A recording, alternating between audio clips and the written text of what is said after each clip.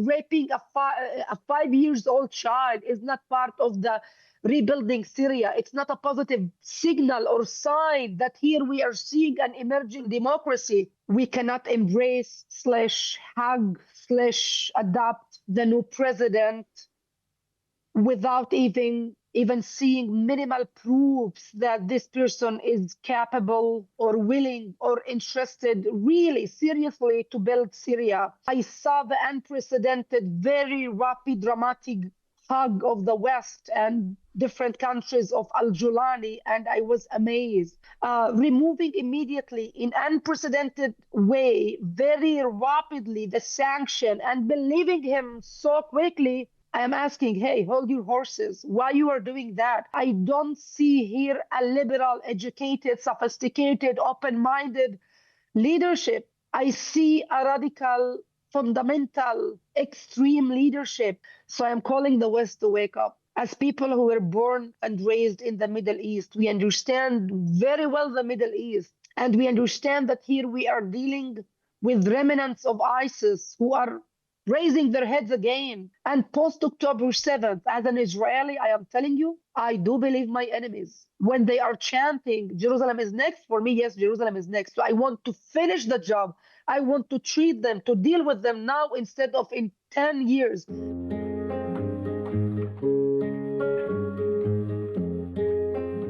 Fragile and uneasy ceasefire has been declared in the southern Syrian city of Suwaida following a week of devastating violence that has left the country's Druze minority shaken and under siege. What was initially described as tribal clashes between Druze fighters and Bedouin gunmen has now been exposed as something far more sinister. According to the Syrian Observatory for Human Rights, multiple eyewitness accounts, more than 1,000 people have been killed in the fighting, many of them Druze civilians. Reports indicate that the attacks were not simply the result of intercommunal tensions, but were carried out large part by forces aligned with Syria's new president al-Shara, specifically militias made up of former jihadi fighters now operating under the Syrian army's umbrella. These units have been accused of targeting civilian neighborhoods, cutting off medical access, and deliberately escalating violence in Druze-populated areas. Hospitals in Suwaida are overwhelmed, medical supplies are critically low, and humanitarian aid is struggling to get through. Syria now stands at a dangerous junction. Will it pursue a path of peace and reconciliation that al-Shara claims to champion, or has his carefully crafted image as a jihadist in a suit fooled the world? Well, joining me to help unpack the situation is Gadeer Kamal-Mreeh. She's an Israeli Druze politician and journalist. Gadeer made history as the first Druze woman to anchor a Hebrew language news program on Israeli television, and later as the first Druze woman elected to Israeli parliament. A trailblazer who has shattered glass ceilings both in media and politics, she now joins us from Washington, where she serves as the Director of Eastern Mediterranean Affairs for the Middle East Forum. Gadeer, thank you very much for joining me today. My first question to you is, what have you been hearing from members of the Druze community in Suwaida and other parts of Syria in recent days? Thank you for having me, Sarah. Horrible days, horrible visuals are coming from Suwaida. What became in December as a transition mode, as instability, became in recent months as a campaign of terror against every minority in Syria. We saw that happening against the Alawites in March. We saw that happening against the Druze in April. We saw that happening against the Christian community last month. And now today, these days, against the Druze again and again in unprecedented terror attacks. What we are receiving is another October 7th, Julani's style. We are still finding bodies, counting the casualties. We are talking about hundreds of people, innocent people, Sarah, who were killed, children who were raped and beheaded, kids and babies, 10 days old, 3 months old, who were sniped in their cars with their families. I cannot even find the word to describe you the barbarism, the brutality of this terrorism. And it's, we thought that Syria is rebuilding itself. We saw kind of positive signals. Everyone was hoping to see a successful, constructive transition mode. But what we are seeing is exactly the opposite. They are shaving off the mustaches, the beards of the religious leaders. For me, this is not signs of a democratic or democracy or democratic characteristics. There is a huge dissonance of the announcements, the beautiful speeches of al-Julani and his actions. And for me, it doesn't matter if he is saying that that Damascus is controlling or not controlling, sending or not sending these factions. For me, Hayat Tahrir al-Sham and Julani's forces and what's so-called the peacekeepers are responsible for these attacks, are responsible as a regime. The internet was shut down. They cut off the internet to prevent them from sending the word and showing the atrocities. No basic utilities, no water, no electricity. So we are receiving the information in a delay, and the visuals are horrible. Same visuals that we saw on October 7th. We all remember them kidnapping women with motorcycles, kidnapping elderly in a car, burning homes, even hospitals. They went to kill sick people in their hospitals. So I'm trying to find the words, Sarah, to describe what we are witnessing, and it is very hard. It's impossible to ignore, as you mentioned, the parallels between the atrocities committed against the Druze community in Syria and the October 7th massacre that you evoked. For viewers who may not fully understand the dynamics here, can you clarify who exactly is behind these reported atrocities against the Druze in this conflict? We're talking about, as you said, executions, public humiliation of religious Druze leaders, and much more sinister crimes. It was initially described as inter-tribal violence between Druze and Bedouins, but the picture is a lot more complicated. That's right. And this is excellent question, Sarah, because the government, the new regime, is trying to frame it as clashes between Bedouins and Druze, which is not. Sweda, and I really encourage our audience to open maps to see this complex geopolitical atmosphere we live in Israel with our neighbors, with our allies and enemies. In Syria, Sweda, the mountain of the Druze, is the symbol of the Druze community. We are talking about peaceful community of 700,000 Druze people who are loyal to their country. They were suffering under the dictatorship, under the dictator Bashar al-Assad, who is not with us anymore, thank God, since December. But we are talking about the mountain of the Druze. By the way, historically, these people, they tried to build the new Syria. Sultan Bashar al-Atrash, the Syrian leader, in 1925, he led the Syrian revolution against the French. We see very loyal minority, peaceful minority that is not forcing anyone to adopt our religion, our faith, unlike other minorities. But now what they are trying to do is simply campaign of terror, sectarian clashes against any minority under this Islamism, under this radical, fundamental, extreme movements. People came, Sarah, from Afghanistan, from Chechnya. Some of them even, they don't speak Arabic. Some of them were not born in the Middle East. And they came to fight. And you know what they're saying? And I believe them. They are chanting, Jerusalem is next. Tel Aviv is next. I really encourage you, in open sources, go to social media, to reliable sources, and see when we succeeded to stop them, what they are admitting, what they are saying, that this is part of a big aspiration to control the region, that Israel, even they don't call us Israel, yeah, the Zionist movement, the Zionist people, that we are next. And, post October 7th, the most important lesson that we learned is that adapting and implementing the doctrine of zero trust. I believe we are all understanding now that we cannot allow any terror movement, even in its first phases, to grow. Look what happened in Lebanon with Hezbollah. Since we withdrew completely from Lebanon in 2000, they grew for 23 years till October 23. They succeeded to reach the eighth biggest missile arsenal in the world, threatening our northern border. And now we understand we cannot allow that. We cannot allow seeing terrorism in their first phases being equipped, funded, trained by another head of octopus, Iran or other countries. Same model we had in Gaza. We withdrew completely in Gaza in 2005, and what we got was Hamas, terrible leadership, terrible priorities. For 18 years, they were building Gaza underground. Now we understand, and not investing in human capital. So when we see them raising their heads again as remnants of ISIS, as remnants of Al Qaeda, as an Israeli, I believe them. So I want to stop them. So here we are seeing two interests. First, a strategic interest of us as Israel to intervene in order to protect the Druze community and save our northern border and to protect our national security and not to allow them to grow.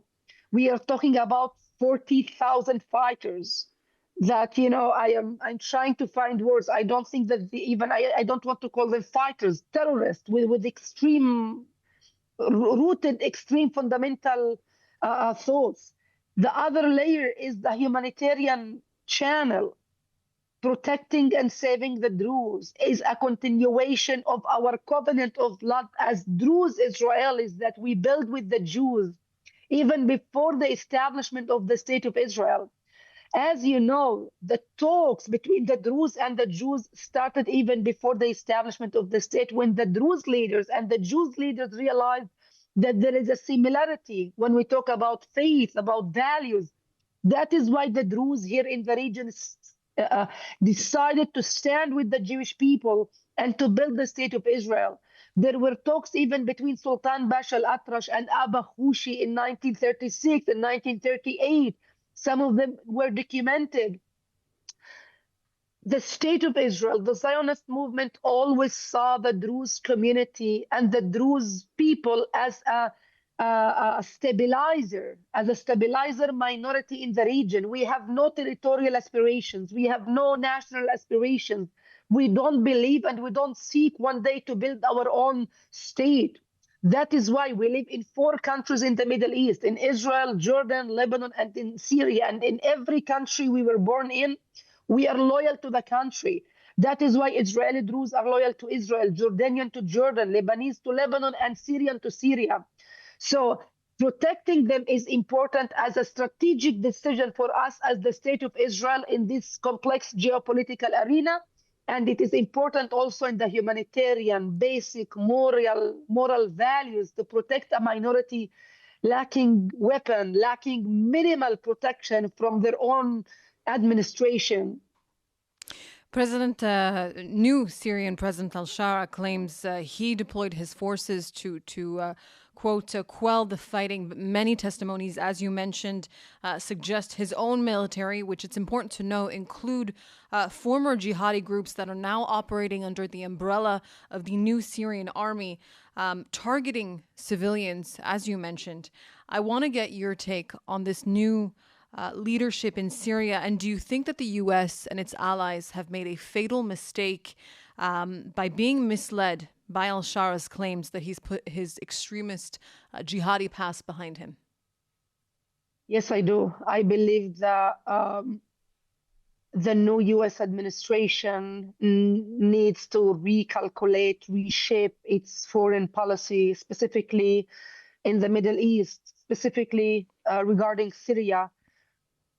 We cannot embrace / hug / adopt the new president without even seeing minimal proofs that this person is capable or willing or interested really seriously to build Syria.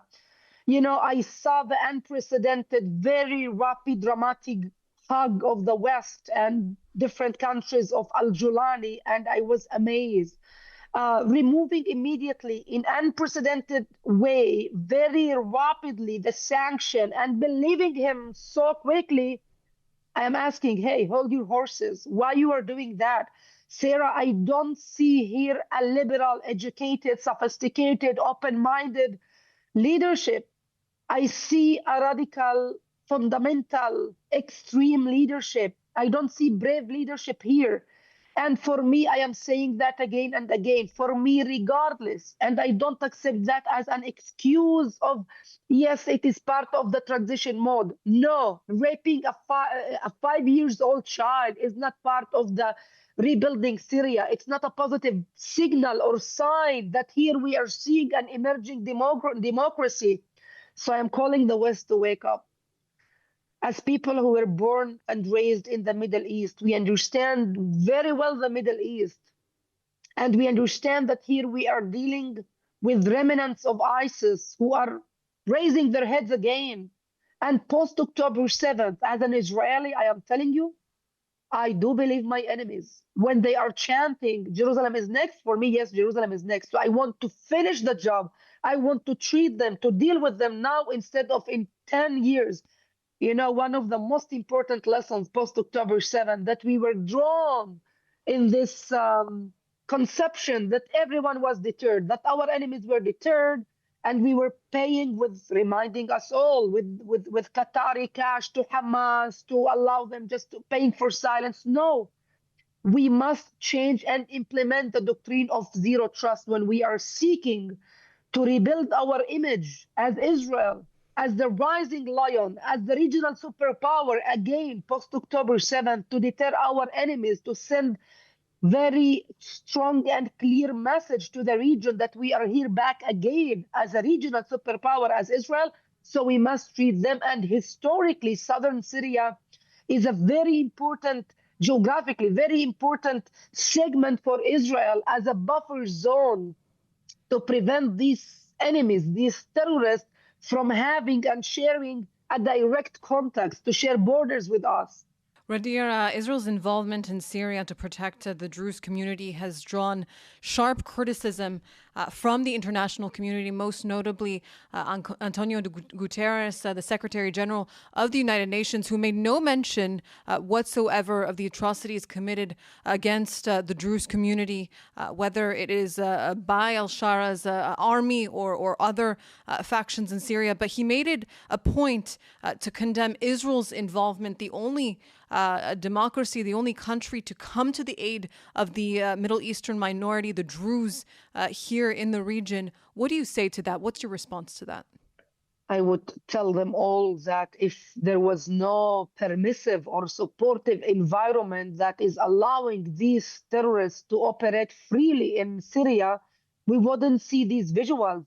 You know, this is a lack of leadership.